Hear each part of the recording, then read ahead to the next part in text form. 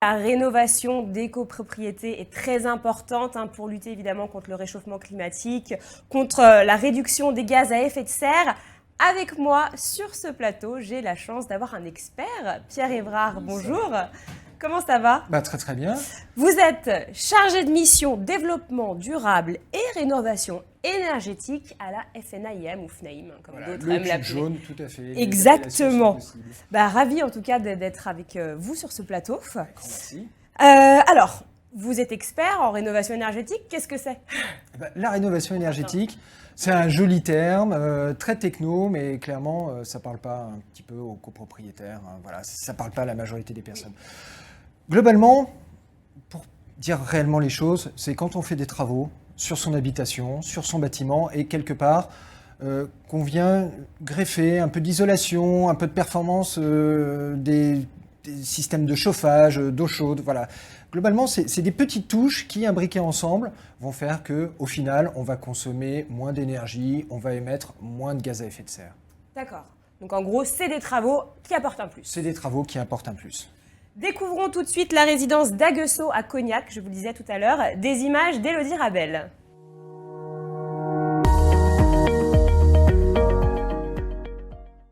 On est dans le quartier de la gare. Quartier très très calme, très très sympa. On n'a pas tellement de problèmes. Quand on fait des projets, ça passe assez bien. Les gens comprennent. Non, ils sont sympas. C'est simple, c'est pas de promiscuité. Tout se passe bien. Et dans l'immeuble, en général, on n'a pas de problème. Ceux qui sont propriétaires de leurs appartements, en général, ce sont des vieilles personnes. Non, ça se passe très bien. Ils sont très sympas, très gentils. Au moment du confinement, M. Barre apportait le pain pour tout le monde. Il passait le matin nous demander si on voulait du pain. Pendant le confinement, on s'est beaucoup entraidés. Le pain, les courses, l'épicerie, enfin toutes ces choses-là. Comme il y a quelques personnes âgées, on les a bien aidés, quoi. Avant les travaux, disons que l'immeuble commençait à être vétuste extérieurement, il devenait sale. Il y avait quelques quinzaine d'années qu'il n'avait pas été repeint. Donc il était nécessaire de faire quelque chose, mais il était surtout nécessaire de l'isoler, quoi.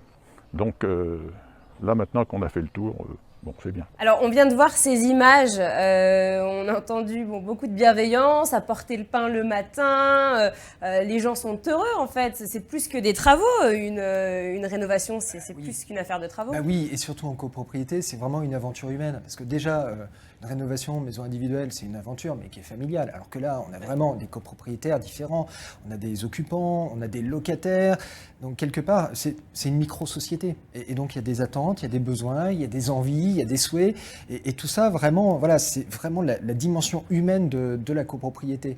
Et clairement, quand on a des travaux de rénovation, évidemment, le lieu où on habite, ça a quand même une influence aussi sur nous, sur nos comportements. Et donc là, typiquement, voilà, on sent vraiment cette fibre humaine. On ressent que c'est un projet d'équipe. Et justement, ce projet de rénovation énergétique, comment il naît en fait? Comment on a l'idée de faire une rénovation énergétique? La majorité du temps, et là on le voit typiquement, des biens qui ont bien vécu, mais voilà, c'est un petit peu comme un humain, hein, ça vieillit. Et à un certain moment, il est important de commencer à réfléchir. Est-ce qu'on ne pourrait pas faire 2-3 petites choses cosmétiques? Et puis finalement, de fil en aiguille, alors évidemment, il y a des réglementations qui aident.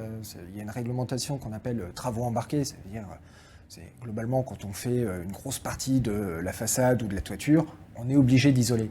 Et concrètement, quand on lance ce type de travaux, il y a une partie de coûts, on a des échafaudages, c'est des points. C'est dommage. On peut, pour un petit peu plus, on peut faire des choses. Et finalement, de fil en aiguille, très souvent, on arrive par un ravalement de façade et on arrive au final à une rénovation énergétique, et parfois une rénovation énergétique très performante. Et bien alors justement, vous parlez de performance. Une rénovation de copropriété, qu'est-ce qu'on y gagne au final? C'est quoi qu'est-ce qu'on a y gagné? Certains auraient dit oui, des économies d'énergie, mais c'est bien au-delà finalement. Et quelque part, c'est ce qu'on ressent et c'est ce qu'on connaît maintenant des clients, des consommateurs, des copropriétaires là qui nous écoutent. La première recherche finalement, même si les économies d'énergie c'est extrêmement important parce qu'il y a quand même 7 Français sur 10 qui craignent l'arrivée de l'hiver sur leurs factures. Concrètement, c'est le confort et l'inconfort. C'est-à-dire avoir plus de confort. Je suis dans mon bien, j'ai pas envie d'en changer. Mais par contre, quand je vois des trucs à la télé juste avant la petite phase météo, bah, ça donne envie. Et certains se disent, mais pourquoi j'ai pas ça chez moi? Alors après, on a des cas un petit peu plus durs où là, vraiment, c'est parce qu'on a l'impression, on sent des courants d'air. Voilà, on sent des courants d'air, c'est humide, on a ce qu'on appelle un sentiment de paroi froide. Ça veut dire qu'il y a une paroi de son appartement, par exemple, qui est extrêmement froide parce qu'il y a très peu d'isolation. Et bien tout ça, on a un ressenti qui est très mauvais. Et donc, c'est des sources d'inconfort. Et très souvent, voilà, c'est la majorité du temps, quand des travaux sont lancés, il y a aussi cet élément-là. Et souvent, il arrive vraiment en tête. Et l'environnement arrive un petit peu loin derrière, à l'heure actuelle. Parce qu'on sait qu'il y a une prise de conscience, on sait qu'on a eu quand même ces dernières années 2 épisodes caniculaires qui avaient déjà fait changer les choses. On a eu un petit virus, pendant 45 jours, on est bien resté à comprendre comment marche. Voilà. Donc ça, ce sont des éléments, on sait que ça va jouer, on ne sait pas encore comment. Mais on sait que voilà, ça va pousser à l'acte. Donc lancer les travaux, et comment on peut accélérer le processus? Beaucoup de discussions, beaucoup d'échanges, mais par contre, c'est vrai que la copropriété, il y a un temps. Il y a un temps pour tout, mais il y a un temps de décision, il y a un temps de travaux en amont, d'études préparatoires, de diagnostic, d'analyse des solutions, qu'est-ce qu'on peut faire concrètement, d'analyse technique et financière, qu'est-ce qu'on peut faire concrètement avec les moyens que nous avons dans un timing qui est imposé. Voilà, c'est beaucoup d'éléments qui sont à prendre en compte. Découvrons à présent les travaux qui ont été réalisés au sein de la résidence.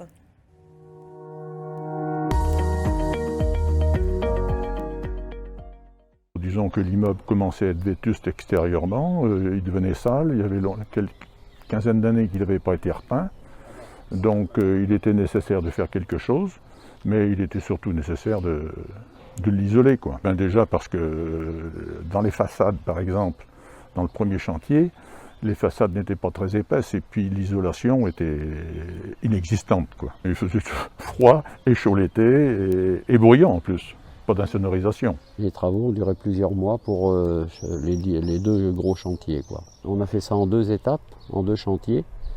Puisque le premier chantier, on a changé, on a refait au niveau des façades les balcons, c'est-à-dire les lambris, les séparations de balcons, les sols de balcons, changer les rambardes et isoler ces façades sur les balcons.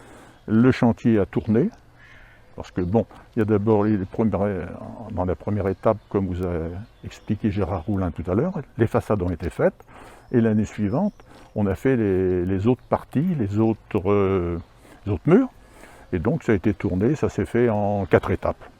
Isolation thermique, phonique, parce que alors ça c'est quand même assez spectaculaire comme différence. Moi qui y habite, je vous assure que au point de vue son, on n'entend plus rien, c'est rare quand on entend quelque chose. J'ai pratiquement pas allumé mon chauffage cet hiver. Bon, on a eu un hiver qui était relativement doux, mais enfin, non, ça apporte un plus sérieux. La propriété quand même est plus propre, c'est quand même plus agréable. D'autant plus qu'on va finir par les parkings et on va clôturer et refaire les parkings pour avoir quelque chose de mieux. Et au moins là, le nom de résidence s'appliquera entièrement, quoi. Alors, on vient de l'entendre, des travaux en 2 étapes. D'abord, les balcons à la réfection, ensuite l'isolation des façades dans un premier temps, puis une isolation thermique et phonique des murs. En quoi consiste une ITE, on appelle ITE, isolation thermique par extérieur? Alors, l'ITE, c'est très simple, parce que finalement, on sait que sur une paroi, on a, à la louche, en moyenne, 60% des déperditions dans un bâtiment, une copropriété. 60%, c'est vraiment les parois, ça veut dire que c'est les murs, les huisseries, les balcons, c'est tout ça. Ce qu'il se passe, c'est que pour isoler, on a 2 solutions. Soit c'est par l'intérieur, donc ça veut dire que on perd de l'espace chez soi, il y a tous les réseaux, les petits câbles, le câble électrique, tout ça, il faut tout démonter, donc c'est quand même assez lourd. Et l'autre solution, quand on peut le faire, c'est d'isoler par l'extérieur. Ça veut dire qu'on vient mettre en fait une surface isolante à l'extérieur du bâtiment. Alors, c'est vachement intéressant parce qu'il y a un phénomène qui s'appelle les ponts thermiques. C'est très simple, c'est sur certains éléments de la façade, il se trouve qu'on a des différences de résistance. Et quand on a ces différences de résistance, eh ben, on a des fuites. On a des fuites en termes énergétiques et évidemment, très souvent, on a des pathologies, on a notamment des infiltrations d'eau, on a des petites choses comme ça qui se passent. Et finalement, on rajoute une paroi au bâtiment, une paroi isolante. Et ça, c'est quand même très très bien. Alors, tout le monde ne peut pas le faire, parce qu'il y a un problème juridique, droit d'urbanisme, parce qu'on empiète quand on est en pleine rue, souvent on empiète quand même un petit peu sur l'espace public, ou si on a des voisins, on empiète un petit peu aussi sur leur espace. Donc voilà, il y a des choses qui vont être... Mais ça reste très à la mode quand même. Ça reste très à la mode parce qu'à l'heure actuelle, c'est vraiment très pertinent. Ça permet de ne pas rogner les surfaces des appartements. Et puis, en termes de technique, alors oui, c'est plus coûteux que... c'est un certain coût, mais finalement, on s'y retrouve très très rapidement parce qu'en termes d'efficacité, c'est réellement parfait. Donc là, on parle d'isolation thermique par l'extérieur. ITE, à part ça, qu'est-ce qu'on peut faire en fait comme rénovation, comme travaux de rénovation? Comme travaux de rénovation, il faut vraiment découper ce qu'on appelle entre le soft et le hard. Alors, le hard, globalement, c'est tout ce qui est, entre guillemets, gros œuvre, isolation. Voilà. Donc là, c'est vraiment les parois. Donc on a vu l'isolation thermique par l'intérieur, l'isolation thermique par l'extérieur. On a aussi, évidemment, l'isolation des toitures. Et puis après, quelque part, ce qu'on appelle le soft, c'est tous les équipements, c'est-à-dire le système de chauffage, parfois le système de refroidissement, enfin voilà, d'autres éléments très techniques, ce qui fait que ça peut bien équilibrer les choses. Mais il est vrai que c'est beaucoup plus pertinent de travailler finalement sur le hard, sur l'enveloppe, avant de travailler sur les équipements. Mais au final, j'ai une question. Quelle est la différence en fait entre travaux d'entretien, qu'on connaît, et travaux de rénovation? La frontière est fine, non? Alors, la frontière est très fine, parce que clairement... on a eu, il y a des réglementations qui nous ont aussi évidemment aidés, notamment une réglementation qui date de 2007, qui s'appelle la réglementation élément par élément. Elle nous dit quoi? C'est très simple, c'est que dès que vous changez quelque chose, que vous remplacez ou que vous installez, ça doit avoir des critères minimum de performance. Ça veut dire qu'on ne peut plus remplacer à l'identique, en fait. Ah oui, il faut que ce soit amélioré en fait. Donc quelque part... si on fait des travaux de maintenance, par exemple une fenêtre, si on la change, c'était du simple vitrage, on est dans l'obligation de mettre du double vitrage. Et donc c'est des travaux de rénovation de performance énergétique. Voilà. D'accord. Donc travaux d'entretien courant, travaux d'électricité, travaux de rénovation. Découvrons justement en images.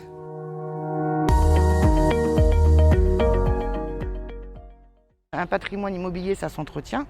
On doit d'abord entretenir par des travaux courants. Et bien sûr, la copropriété, c'est comme la maison individuelle, ça évolue.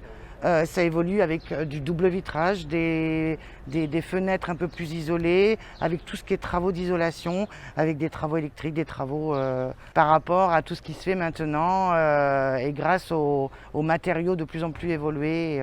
Effectivement, il faut se tenir à la page, tant au niveau des lois qu'au niveau des travaux, des nouvelles normes et de tout ce qui est rapporté pour la copropriété. Alors Isabelle Collignon, la dame que vous venez de voir, donc, qui est gestionnaire de copropriété de la résidence d'Aguesseau à Cognac, vient de le dire, il faut se tenir à la page des nouvelles lois, il faut être informé des nouvelles normes. Pierre, justement, un mot sur les nouvelles lois et le cadre en fait réglementaire. Et ce qui va nous arriver, parce que...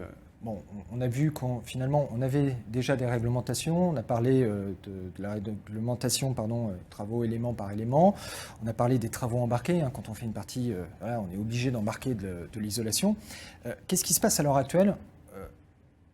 On est à l'heure actuelle dans une phase de discussion, d'échange au Sénat sur un projet de loi qui s'appelle Climat et résilience. Et quelque part... Se loger. Voilà. Le fameux volet se loger. Et là, qu'est-ce qu'il nous dit? Alors là, c'est plutôt pour les propriétaires bailleurs. C'est une interdiction de louer des biens classés F ou G, au sens du DPE, à l'horizon 2028. Et des biens classés E à l'horizon 2034. Enfin, 2034-2040, on ne sait pas encore qui va gagner entre les députés et les sénateurs. Et voilà, ils vont jouer un petit peu ensemble. Et ça, clairement, ça va avoir un impact sur la copropriété parce qu'il y a 60% des lots d'habitation en copropriété où en fait c'est de la location. Donc quelque part, les propriétaires bailleurs, s'ils veulent que leurs biens soient loués, ils vont être obligés finalement de pousser aux travaux.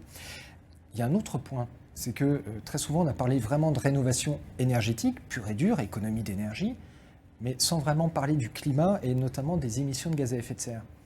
Et ce qu'il faut savoir, c'est que cette nouvelle réglementation, on ne dit pas ça ne doit pas dépasser tant de kilowattheures par mètre carré par an. Non, non, on dit ça ne doit pas dépasser de la lettre F du DPE. Et ce qui se passe, c'est que le DPE change, là, dans quelques jours, avec un nouveau mode de calcul et surtout une notation qui prendra en compte aussi les gaz à effet de serre. D'accord. Donc, ce qui fait que tout le portefeuille de biens, finalement, si on pensait avoir un bien qui était classé E, finalement, il pourrait être G et réciproquement. Voilà, donc il y a vraiment beaucoup de choses qui sont en train de se passer. On est sur une étape un petit peu charnière.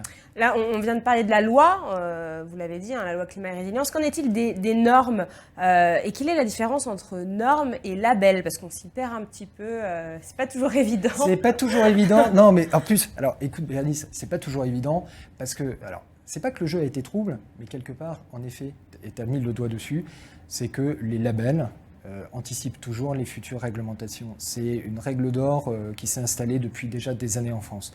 Donc quelque part, un label, c'est une initiative privée, donc souvent c'est des associations. Par exemple, il y en a une qui s'appelle Effinergie, qui a publié un très beau référentiel il y a quelques années qui s'appelle le BBC Rénovation, pour bâtiments basse consommation rénovation, qui le change d'ailleurs, qui le fait évoluer pour aller justement pour prendre en compte les gaz à effet de serre. Mais clairement, on peut se dire que dans quelques années, il y aura en effet une norme sur un certain niveau de performance et quelque part la réglementation qui va avec. C'est-à-dire que pour l'instant, on est encore sous une ancienne réglementation qui date de 2007, mais on n'est pas à l'abri un jour de voir une réglementation dans l'existant qui finalement prendra les éléments du label BBC, qui pourrait prendre les éléments du label BBC et les mettre, les graver dans la loi et avec des normes bien dédiées. C'est ce qu'on a vu dans la construction neuve. Par exemple, le BBC, finalement, le label BBC d'il y a quelques années est devenu la RT 2012, la réglementation thermique 2012. D'accord, merci pour ces précisions, Pierre. Cette 12e édition de Bienvenue dans MacoPro touche bientôt à sa fin. Voici un dernier témoignage sur les clés de la réussite de la rénovation de cette belle résidence d'Aguesseau.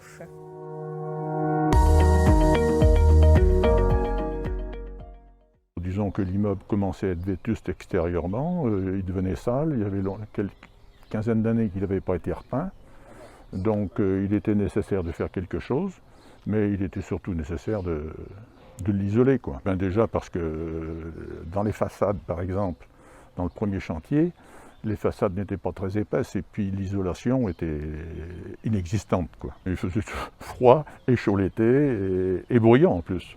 Pas d'insonorisation. Les travaux ont duré plusieurs mois pour les deux gros chantiers, quoi. On a fait ça en 2 étapes, en 2 chantiers.